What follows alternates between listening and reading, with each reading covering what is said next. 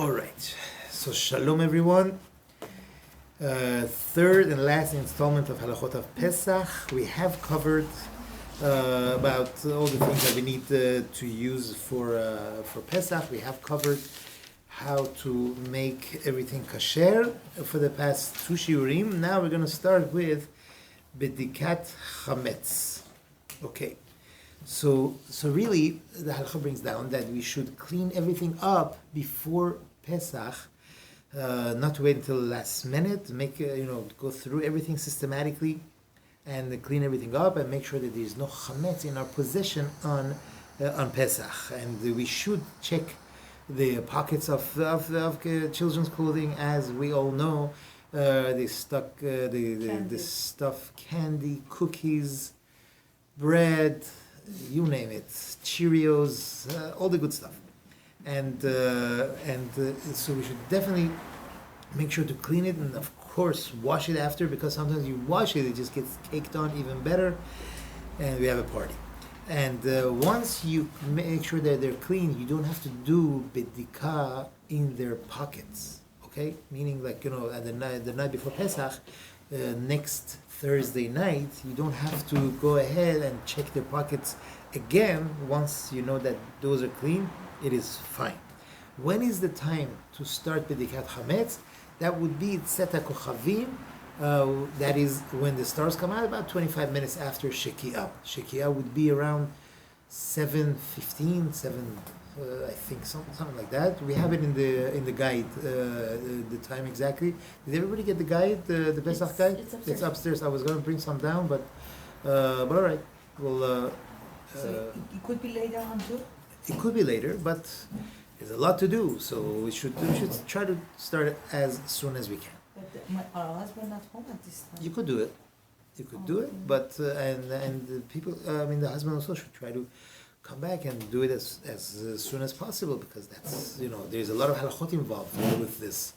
The person can't even eat. We're gonna get to it. We'll get to it. Let's get to it. So the bedika, the checking that we're gonna do, we have to check in every nook and cranny in the house, all over the house, all over the porch, all over the stairways, and the roof, and the backyard, and wherever we know that there might be chametz. Okay? Now, our books don't have to be checked. A lot of people go overboard. They check every single book, all the pages and everything. We don't have to do that. We don't have to check the books. Yes. Sorry. Question. Do you have to do Bedikat Chametz on a place that you're still designating for Chametz until the next day? That room does not to be. There's a big machloket on that. Some poskim says you still should check, but Rav Ovadia says you don't have to check that room when you're doing Bedikat Chametz. Okay, the room that you're going to be closing off. If you do check it anyways, you're not tossing out that Chametz anyways, because you're still using it. You're checking to see maybe it's a Chametz that you missed, that you're not going to sell according to that opinion, and so on and so forth. In the Siddur too, of the Siddur? You don't have to. You don't have to, because all you could find there would be crumbs, and crumbs are nothing. Okay, so we don't have to check. Although we read in different books, these tzaddikim, they go through their every single book. They page through them and everything. If you want to do it, it's fine. I'm not saying but we don't have to. We have to make sure to check wherever kids would stuff chametz in. They could stick that little favorite wafer in under the towels, or in this drawer in your toolbox. Who knows? So wherever you think that they would do, they would be hiding their chametz, should be checked. Now, the minhag is to put some pieces of chametz around the house, in strategically thought through places, but you got to make sure you have a area map and you know where you put them, right? Number one. Number two, you should make sure that they're small pieces, less than a kazay. Number three, wrap them with paper, not aluminum, right? Oh, really? Can I because you want to burn it. Can I give a suggestion? Please do. I was on Rabbi Zangari class today. He said to put in Ziploc bag. But how are you going to burn it? after we cannot touch it. Yeah, you could. It's a pain in the neck. I say take paper, big piece of paper, and wrap it and wrap it and wrap it and wrap it. Close it off. This is the best. And then you have it there. Baruch Hashem. Tomorrow And you you're just. gonna burn it with the paper towel? Of course. It's It's not paper towel, paper. Hey, Like newspaper or paper, just loose leaf paper. Yeah, that's the best thing to do. Now, the minhag according to Kabbalah is to take 10 pieces. That's a Kabbalah. Why not? Let's. If it could be easily done, but don't only look for for those the 10 pieces and say, okay, I'm done. No. That's just a side thing, completely side thing. Person has to go systematically from corner to corner of the room. A lot of tzaddikim. No, the candle. You would be afraid to go under the bed with the candle. You would be afraid to go inside the closet with the candle. So what I do is I start with the candle. I try to do wherever I can with the candle. Then I put it somewhere safe. Then I take out the flashlight. Then you crawl on the floor, all over every single inch of it. Big tzaddikim will take them all night to do bedikat chametz. Why? Because it's a takana of chachamim. Not this. I could say, you know what? It's all clean. We cleaned everything up. So what do you want from my life? Aside from that, chachamim made a takana that we should do this. Why not? Establish a mitzvah of the chachamim, and we do it. It's a night of bedikat chametz. And okay, so for sure, please make a diagram so you know where all these little pieces are. You don't want to what happened? Even if it happened though, because each one is a small piece less than a kazait, when you are mevatel the chametz, you're fine. Now the checking should be with a candle, as we said, and but however, for sure, help of a flashlight would be great. We don't have to turn the lights off when we are doing bedikat chametz. We don't have to turn on. The lights could be on. It's not a problem. So might as well. Why not? More light. Now, the halacha is that a person should not eat a seudah. That means to eat a full meal when the time comes that he should be checking, because he might get distracted.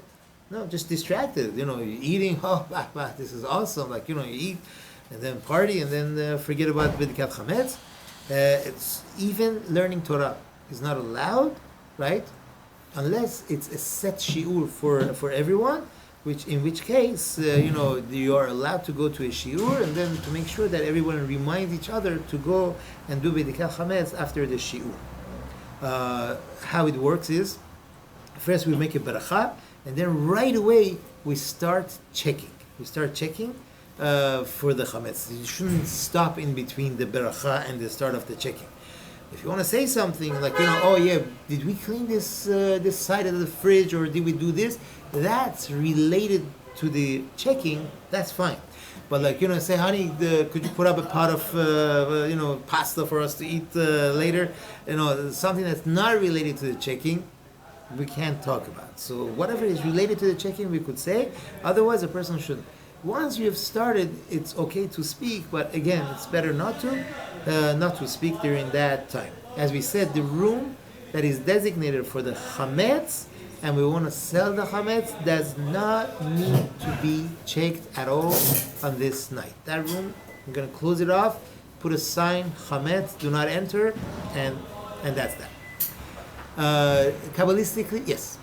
So you make a bracha and then you start checking for chametz. Correct. So do you hide them before you make the bracha? Correct. Or after? Yes. Hide them before. Get the kids Hide them first and then to make a diagram and know exactly where to put each piece, or yourself or whoever, or not the person who's checking, and then start the Where did check. you find the bracha and everything? It's in the beginning of every Haggadah. yeah. Every Something Haggadah else has that you it. have to read, right? You don't have to, right? The Sefer Lashon Chachamim that the Ben Ish Chai wrote, he has a lot of tefillot there. He has a tefillah before you start and then a tefillah after. The main thing is the bracha. Now, is there a shechianu for this? Not really, but you could take a fruit which requires shechianu, and then you make a shechianu on that first. Take a bite, and then make a baracha on the checking. That's fine. Otherwise, there is no need to make a shechianu, and then you make a baracha and you start checking. According to Kabbalah, the Ben Ish Chai brings down that a person should take a plate. Inside the plate, put some bread and everything, and Salt. salt. Thank you, and a knife. What's a knife for? To scrape off. Somewhere you see oh yeah, they smeared some chametz thing there to scrape it off, and the melach, the salt, is a good siman. It's a siman that just like a salt remains, it never goes bad. So too, Be'ezat Hashem, we should be alive and well next year. We should do the same thing next year. The cars need to be checked also on that night. Take a flashlight, yes.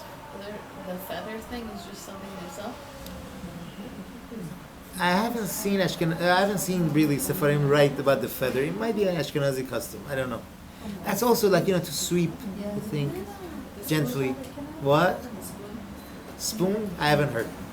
Ben Ish Chai brings a knife. That's what I know. So you pick up the chametz with a knife? No, you just leave it in the plate. You put it in the plate. You just put the knife in the plate with salt in the plate, and then you put all your chametz pieces in the plate, or whatever other chametz you find, into the plate. But you can take it with your hand. There's no. Yeah, for sure. Yeah, of course. So except the small pieces, they have to put another piece in the plate. Yes. And burn it these two Burn, of course. tomorrow. Of With course. the you're not salt and everything. Yeah, just put everything. In back. The salt doesn't need to be burnt, but you're afraid that it's going to be some chametz got onto it. Probably not, because if you wrap it well on the paper, it should be fine. So you pour some salt in the plate. A little Don't bit. Bring a salt shaker with you. No, just a little bit salt. No. After the checking is over, hopefully it'll take you a couple of hours.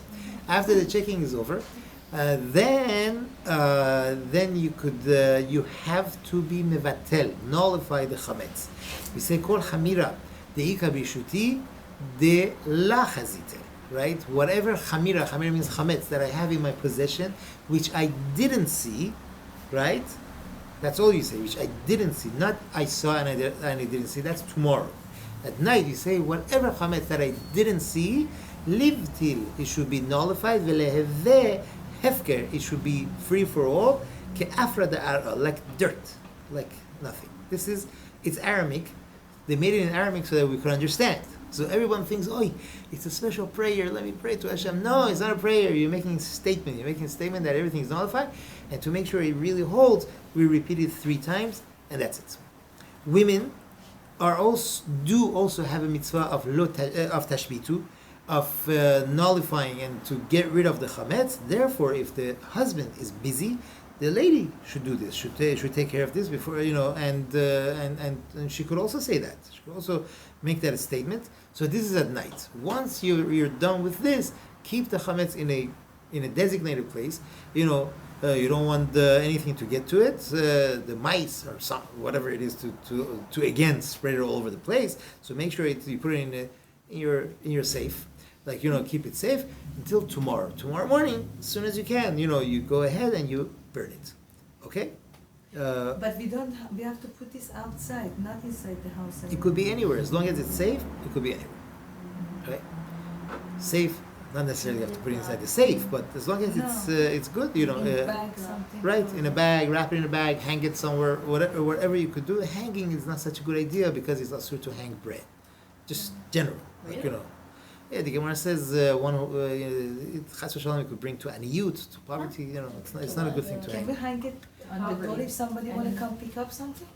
Not to hang it. It's not. You can't hang. I give to my friend Chala. So I tell them, okay, I'm going to hang on my door, come and pick it up. Can they do that? Put it down somewhere. Okay, if you down can. on the floor. A stool, like a chair or something. Put it on a chair. There is a question in kindergartens. Teachers hang their kids' backpacks, and the kids have lunch in it. It's a question if they could do that. It's not a good thing. To hang bread, the Gemara says, Gemara Masechet Berachot says that a person shouldn't hang bread. So over here also, we should hang it. We should hang it. All right, just the side information, not just because of pesach, right? Now we got to make sure of this. This is very important. A lot of people, they go to the chametz burning place and they throw the stuff in the chametz, right, in the fire, and then they start saying kol chamira the chazdeh or la chazdeh. You have to wait. You have to wait and make sure it's burnt, right? Once it's burnt, then you could nullify it, right? You got to make sure that it's after, so that you're doing biur chametz, right, and burning it with your chametz. If you say, "Oh, I'm making this chametz hefker," right?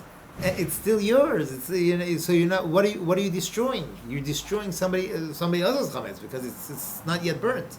So you got to make sure that it's burnt. It's your chametz that you're burning, right? And then once that happens, you nullify whatever you saw, whatever you didn't see, all of that. That's really that one sentence is enough. In the Haggadah, in the Sidurim, they have, of course, El Hashem Yichud before, El Hashem Yichud after. Beautiful. One wants to say it, it's fine, but that's the main thing. From the Torah, the chametz on Erev Pesach is asur from the 6th hour of the day. That means you have, let's say the day begins at 6 o'clock in the morning and it ends at 6 o'clock in the afternoon, exactly at 12, right? That's the 6th hour. From the Torah, they learn from the Pesukim that it's asur completely. Chachamim told us that the chametz is asur to eat 2 hours prior to that, and it's asur to have benefit from 1 hour prior to that. Okay? And that's why the times that you find, that's exactly how it works. Okay? So up to the 10th hour, we could eat chametz, right? After which you cannot eat chametz. Up to the 11th hour, we could have benefit from the chametz, right? Whatever benefit we want to have, but then after that it's completely asur. But from the Torah already, midday, like the 6th hour, is completely asur. And The time is 10:27. could be, I don't know, I forgot the Check times. today. Okay, perfect. 10:27. We have it in the You can't eat anymore? After 10:27, you can have it. before that. 10, Make sure 27. you floss your teeth and brush so that there is no chametz stuck between the teeth. You don't want to be eating matzah on the night of Pesach, and then suddenly a nice piece of pretzel will come out from between your teeth, and you're chewing on it together with the matzah. Now, let's remember, there is a mitzvat aseh, there is a positive commandment of the Torah. Tashbitu se'or mibatechem. The Torah commands that we have to be shovet. That means like get rid of se'or, anything that rises from our homes. And there is a mitzvah lo ta'aseh, negative command of the Torah. It says lo yira'el lecha chametz. You should not see or have chametz in your possession. So these are the two important things that we have to remember. Moving on, there's halachot of Erev Pesach, right? It is asur to do melacha on Erev Pesach after midday, right? Once midday comes, it would be asur to do melacha at that time. Some places that have a custom, they don't do any melacha the whole day, right? What is the reason? There are two reasons. One is because the person should be busy taking care of the stuff that he needs to do, preparing for the seder.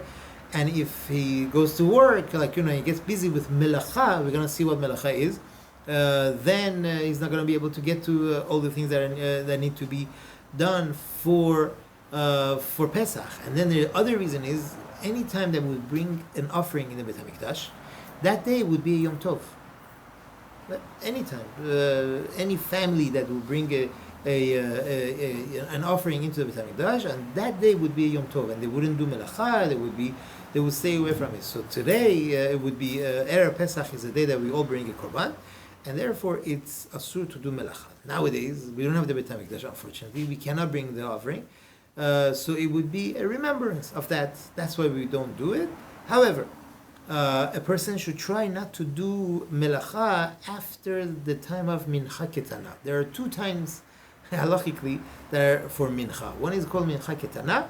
One is called mincha gedola. Mincha gedola starts half hour after midday. Let's say our example, 12 o'clock is midday, right? Right now I think midday is 1:03 if I'm not mistaken. But let's say 12 o'clock is midday. Half hour after that begins the time of mincha gedola all the way to the time of sundown. Mincha ketana is 2.5 hours before sundown until sundown. So definitely 2.5 hours before sundown, the person shouldn't get busy with doing a melacha. Now, what is melacha? Building. You want to build a wall, right? You want to make a suit, tailor a suit. These things are melachot, right? You want to fix something, these things are called melachot. But if a button fell off from one of your kids' suits, you could sew it back on. That is not the melacha. That's something very, very simple. you want to sell something, right? You want to sell something to someone. That's fine. That's mutar. These things are allowed. The person is selling something on eBay. That's fine. The person could do. How about taking a shower, cutting nails, ironing shirts? Laundry. Laundry a person should try to do before midday. But even that, it would be mutar because you're not doing anything What really. if the maid she's doing it? What? What if my mom? That's fine. She knows every Friday what she Yeah. does, so it's okay. Yeah. As long as it's done. These days, laundry is nothing. It's pressing buttons.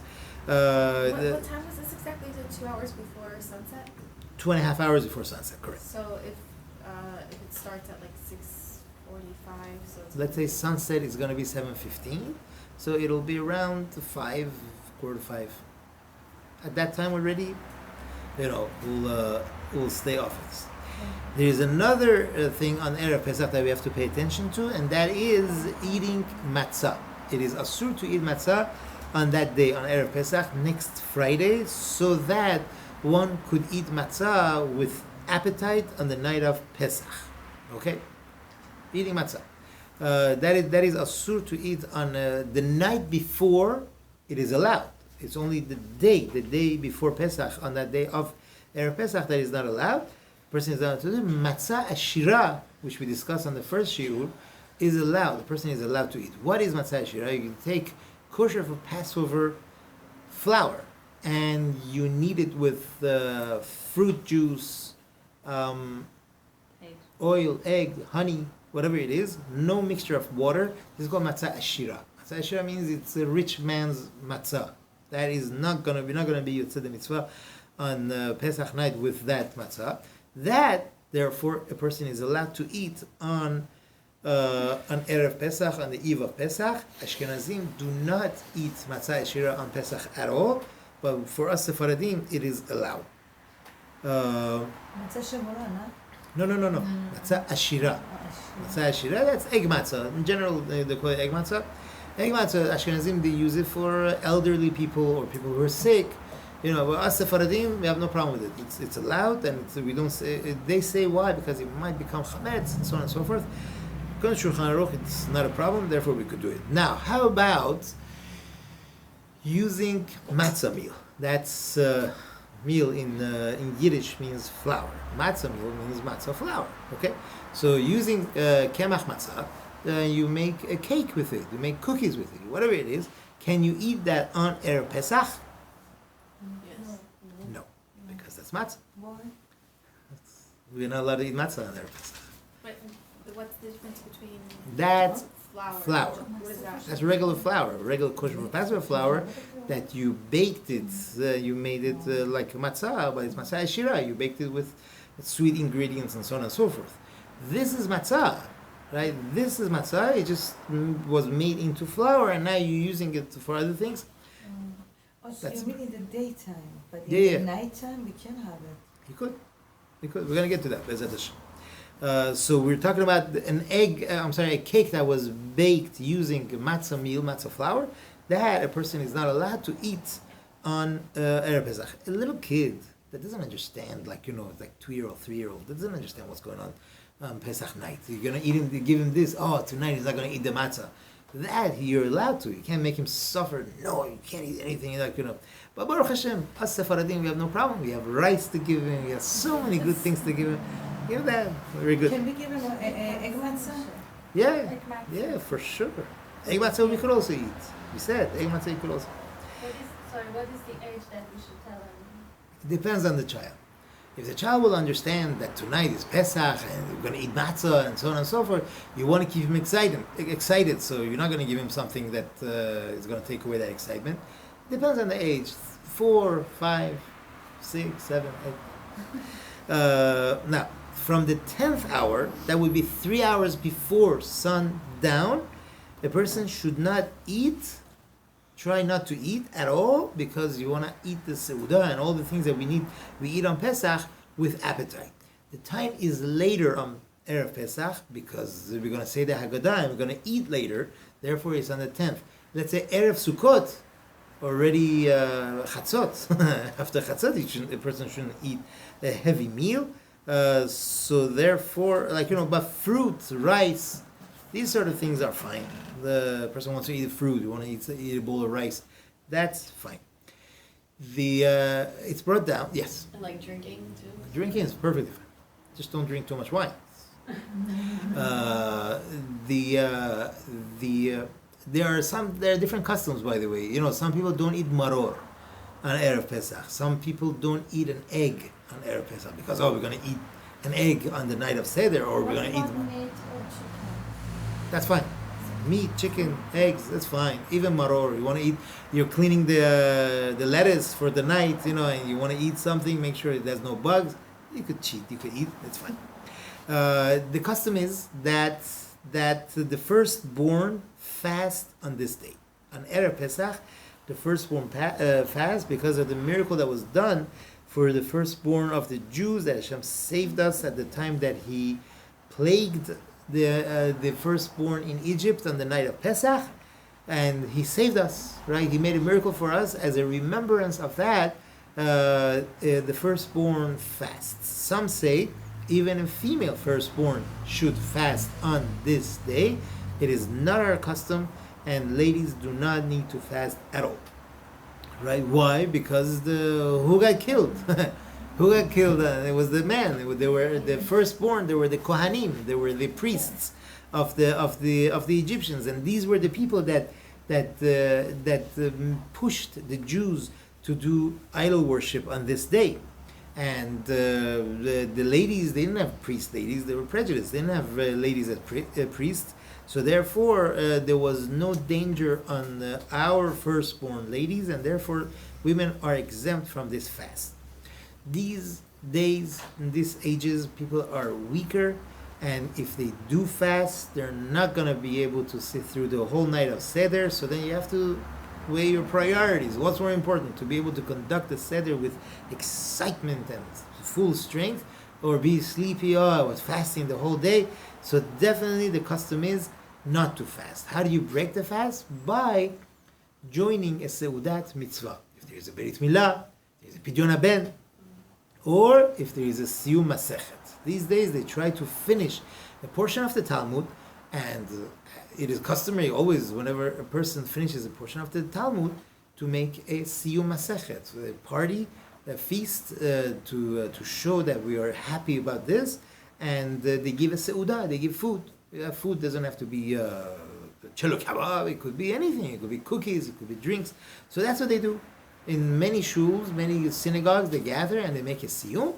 Now, a person should participate in the siyum, right? You can't just say, bring me a cookie from the siyum and that's good enough. That's not going to work. A person that wants to break the fast has to be there, has to attend, has to understand and participate, be there and see what's going on and be a part of it, right? Now, if a person missed it, he comes to the synagogue and oops, they're done. They finished the Masechet, but the rabbi is still talking about the Masechet that they just finished, and he's still in the Devar Torah. As long as he hears and understands part of it, he could go ahead and take something and eat. Otherwise, he can't. Better run around and find another later one in order to break the fast, but it's very important. Otherwise, he has to fast. And having to fast is not going to be very pleasant. That's another halakha. Okay, there is another halakha. It's asur to say about a meat that this meat is for Pesach. Okay, why? Because in a way, it's like you're designating it as an offering for Pesach, which is asur.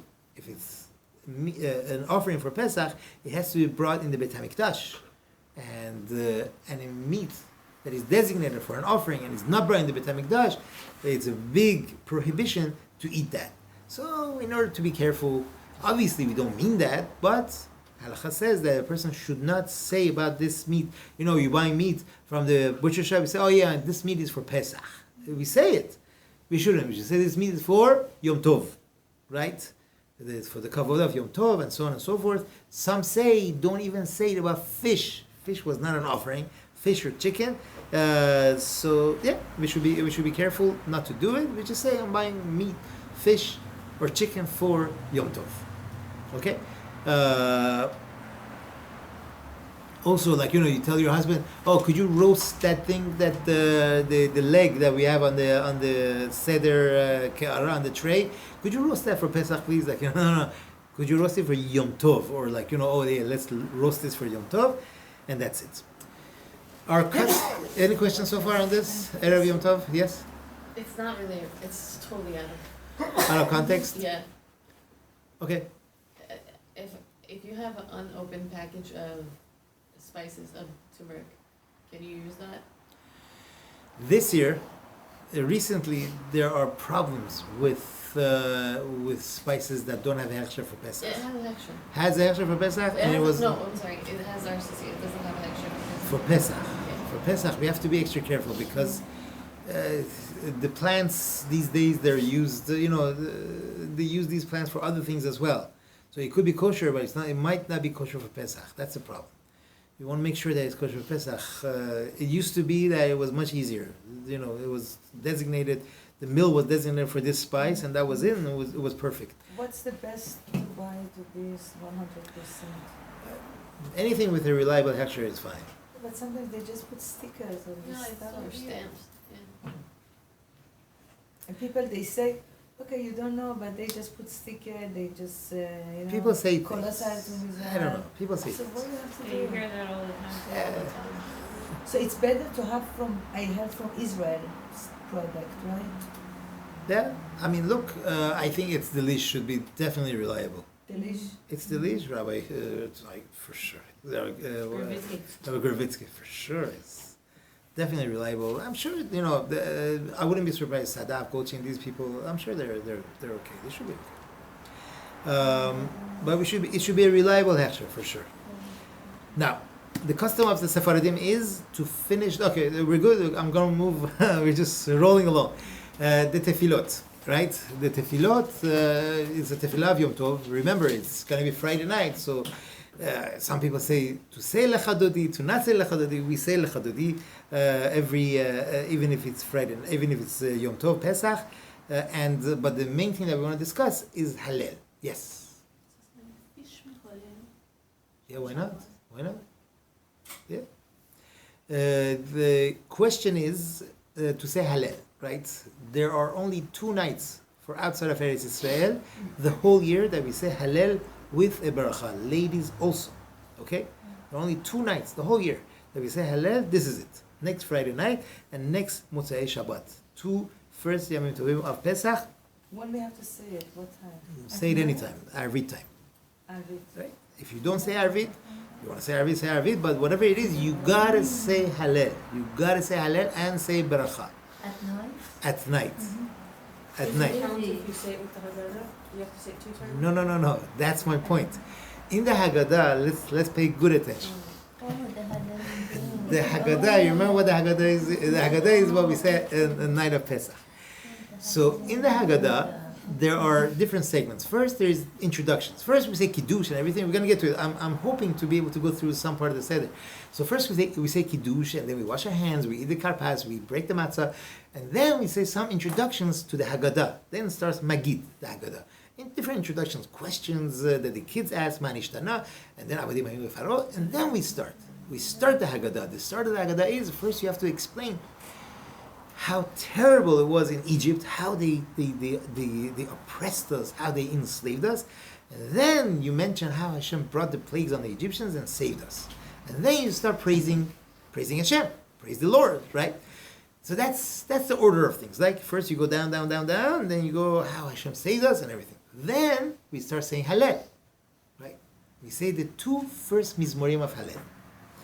Okay, you hold a cup of wine, right? If you're still not drunk, you hold a cup of wine and you say, the 2 first Mizmorim of Hallel, and then you say Beracha of Asher Ge'alanu. As Sephardim, we only make a Beracha on the first cup of wine and the 3rd cup of wine. And this 2nd cup of wine, we do not make a Beracha. Clear.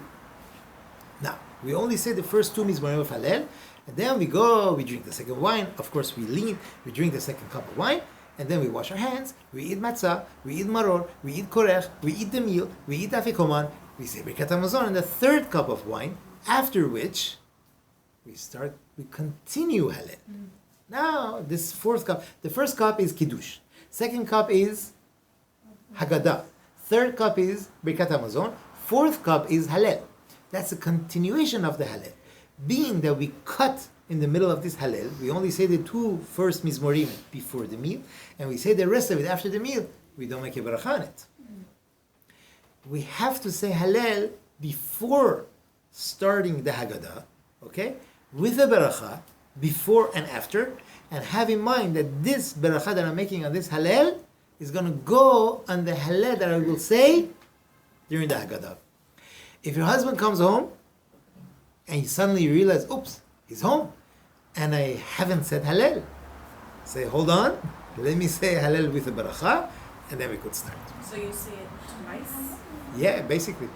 One is full, beginning to the end, with the beracha in the beginning and the end. The other one is a little bit before the meal in the Haggadah, and a little bit after the meal. 2 nights of Pesach. 2 first nights of Pesach. Okay? So, very important. After Shoas, where is it? بعدين شنو In the Haggadah, it's very easy. Hallel حلل رو بگیم بدون اینکه with the beracha. No. This is part of Arvit. We're saying Arvit. After you finish Shemon Esrei of Arvit in the shul, they're gonna say, if you're not coming to shul, say it at home. It's fine. It's perfectly fine. Just say the Hallel before. No. We only make a beracha in Arvit. Doesn't matter if you're in shul or at home. In Arvit, we say it with a beracha. In the Haggadah, we don't say it with a beracha. We just say Hallel. We just say Hallel. Is that clear? Was I clear? Question on this? This is important. Okay.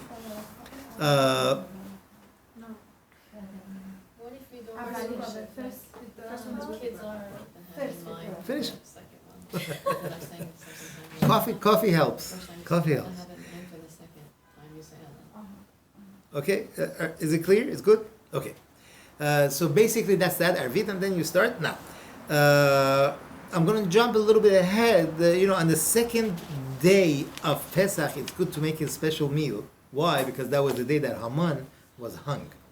Right? It says, the Seudah that Esther HaMalka made, that was the second Yom Tov, second day of Pesach. And Baruch Hashem, through that Seudah, Haman was hung. You make a Seudah of celebration on that day, add an extra bread to the meal. We have to make a beracha for Yom Tov, and we have to make a beracha for the candle lighting on Yom Tov, right? Lahadlik ner shel Yom Tov. This year we're going to say lahadlik ner shel Shabbat Yom Tov, right? And Motzei Shabbat, obviously you have to wait until Shabbat ends, and then light the candle. Okay? We Sephardim, Ravadi brings down that we do not make a shechianu on candle lighting, okay? Because anyways we're going to say shechianu during Kiddush. Okay? I don't want to cause any fights, Yes, what if your mom says it then you... No, I mean cause any fights between husband and wife. Mother, this is Shulchan Aruch.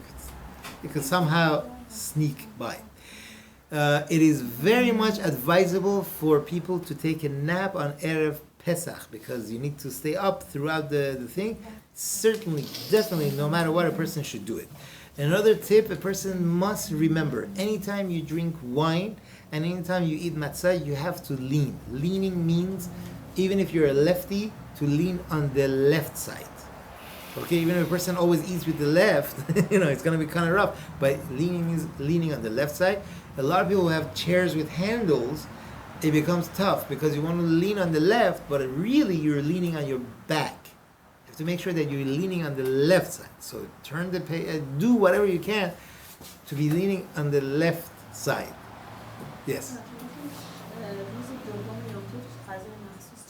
It's better. No, it's not a halacha. It's a better thing that on the second day of Yom Tov Pesach to cook an extra meal, extra something, little thing, as a remembrance for the Seudah of Esther HaMalka. Okay, so yes. How does the Havdalah go on the second night? We'll get to it. I'm going to get to it. Right now we're talking about leaning. Yes. Where to light candles? Where to light? Where do you usually light candles? If you're not in your own home. You're going to come back home? No. I'm a guest. And Then- someone's home and we're staying. If you're going to be staying somewhere, then usually you would, us Sephardim, we just light a candle whenever. no beracha. But if they designate a room for you, and it's going to be your room, you could light a candle in that room with a beracha. I'm not staying in the home where. Then- She's eating a meal somewhere and sleeping. Then play it safe. Just light it somewhere safe and wherever you are so you could watch the candles. You don't want to play with fire, so to speak. So what do you mean, if we're going before Shabbat to somewhere, I'm gonna do the candle, say the bracha, I say I'm not getting Shabbat, and then we get the... Then you get there and then you're going to come back home. Yes. Yes. You make sure that this is going to be lit before you get home, right? Can I But go? it's- But this year we can't tell it that it's Shabbat. I'm a little bit confused. Oh, so you talking about the second night of Yom Tov? No, First first year, No, night, I mean in first general, night. just Okay. lighting in the first place. Let's start. Let's go back. First night. Let's say 7 o'clock you want to light your Shabbat candle, Shabbat and Yom Tov candles. Baruch Hashem. You light it and then oops, I'm going to someone's home. Uh-huh. Right? I won't be back until 2 o'clock in the morning. Uh-huh. So what? Put a lot of oil in it, so it'll be lit when you get back. You know, you enjoy your light, the light of the candle. If you're not coming back, then what's the use? Who are you lighting for? The shedim in the home? Obviously not. You're not gonna light. Right? You're gonna be lighting wherever you're gonna be sleeping. Now, if that's gonna be safe, and if if it's not safe, then no. Then just light wherever you are eating. You're gonna be spending the whole time. And then according to Rabbi, you cannot make a bracha because one person makes a bracha. اگه با ماشین قرار باشه بریم اون طرف چیکار باید کنیم؟ برخا میگیم The best thing to do, if you should light within a half hour before sunset, within a half hour before. If it's more than a half hour, then you have to accept Shabbat. But if, let's say 6:40, right? You light. Don't accept the Shabbat on yourself. Get in the car and go. برخا Well, میگیم Of course. ببخشید شب دوم اگر که ما آرزو شمع روشن کردیم بعد مهمونمون میاد یا شب شمعش روشن کنه میخواد اونجا روشن کنه همونجور که ما شمع روشن کردیم میتونه بره خوابه بگیره According to Rabbi Ovadia, no. Once there is a candle lit, what are you lighting a candle for? بعد Unless they have their own room they're going to be sleeping in. مهمونم بعد میخوان شمع روشن کنه چیکار کنیم؟ The best not to light. And then what happens? They could light. No, why not? Light, but no bracha. Oh, بهشون بعد It's Rabbi, okay. I have a question. We're going to my mom's house. Hold on, let's finish the halachot. Let's hold it. Because what about Motzei Shabbat? Then how- Mosei Shabbat. Let's talk about Mosei Shabbat. Yeah. همین من حسین شبات رو دارم میگم Let's talk about Mosei Shabbat. Mosei Shabbat, we have to wait until Shabbat ends, right? So let's say I didn't look at the times. It's 7:15 is Shekiah, so by 8:02, around 8 o'clock is the time for candle lighting. Okay, if you're going to keep that, if you want to wait until Rabbanut time, it'll be around 8:20, 8:25. The lady of the house makes a beracha, lahalik ner shel Yom Tov, lights the candle, okay, and then you start kiddush. You commence the seder. The seder goes. There is an order. It's called yak nahaz. Yak nahaz means yain, yud for yain, kuf for kiddush. Then you make kiddush. Baruch atah Hashem Elokeinu melech haolam asher bacharanu mikol am ve'romanu mikol lashon v'kedushaну. Right? Then ner. Then you bring the ner neshama that you have lit. Right? You bring it. Baruch atah Hashem Elokeinu melech haolam borei meoreh ha'esh. Okay? Then havdalah. Baruch atah Hashem Elokeinu melech haolam hamavdil ben kodesh lekodesh. Right? And then what? The zayin is for zaman. She'echianu v'kiyamanu v'yiganu lezaman hazeh. That's the order. On Motzei Shabbat, that's the order. Wait, so what do guests do for Motzei Shabbat? They will listen. So no. What about candlelight?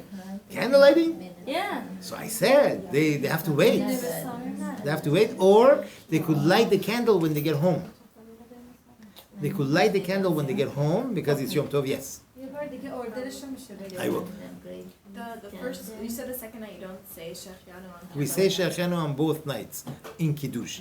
Candle lighting, Rav Ovadia says, ladies should not No. say Shechianu. Not for the first night either. No. Never. Because you're going to say Shechianu in the Kiddush. Okay, the Havdalah is going to be from the candle. Right. دیگه از اون روشن نمی کنیم یه شمع No, دیگه. no, he just said no. He said from the. You don't need to. So it's going to be, again, Yak Nahaz. Yain, first Borei Peri Gefen. Right? First candle. First candle. That's That's the candle, right? Then you have Yaknahaz, Yain, right? First they say Pesukim, right? What's the Pasuk? Ele Moadei Hashem. before Hamavdim, we candlelight. You could, yes, Oh, you could. okay. Yeah, sure. You want to have the candles lit by Kiddush. It's good. If not, after. It's fine. Either way will be fine. As long as you have the candle lit by the meal, you're okay. Yain, wine, right? Kuf is for Kiddush, right? The Kiddush is Asher B'charbanu, right? You say Shema. Then Ner, then the candle, okay? Boreh Meoreh Ha'esh. Then Havdalah, Hamavdil Ben Kodesh LeKodesh. Then Shechianu. Friday night, you say Vayichulu also because it's Friday night, right? And you mention Shabbat in the Kiddush, and then Shechianu. Very simple. The husband has to read all the Havdalah like every Motzei Shabbat? No, it's a special Havdalah. Hamavdil Ben Kodesh LeKodesh. Parad Hamu. No, it's a little bit longer. I'm just saying the beginning of it. It's in the scene. It's It's in all the Haggadot. In the All the Haggadot. Haggadot, all the It's all Sidurim, there. all the Machzorim, it's all over. Because Yes. it's in Shabbat, it's very difficult this Right. time, Baruch Hashem. If I'm going to someone's house for second night Right. as a guest and I am coming back home late, is it okay if I just hear her say the bracha, or I should Of the do my candle, own? you should, without the when you bracha? come home, light the candle, That late? sit there a little bit, read Shir HaShirim, it's good. Can I light it in the sink just to be on the safe side? اگر مهمونمون خواست بره خانگی بگیم بره توی اتاق دیگه شمشون Nah, if your guest wants to make a beracha, if your guest wants to make a beracha, look, if it's going to cause a fight, let them make a beracha. I'm not going to, don't take it on yourself. Let them make a beracha. But to go to the room and do it, if they're not going to be sleeping in there, it's not going to solve anything, so it's fine. Okay, let's get back to the thing. پس روشن کنم بدون براخه همونجایی که من روشن That would be the best. To light without a beracha, yes. And what's the bracha? Beracha le'alik ner shel Yom Tov. Shabbat Yom Tov? Or On Friday night, on Friday afternoon, it'll be le'alik ner shel Shabbat Yom Tov, and on Motzei Shabbat, it'll be le'alik ner לא shel במחילה, פס, if I'm going to my mom's house, not to candle there,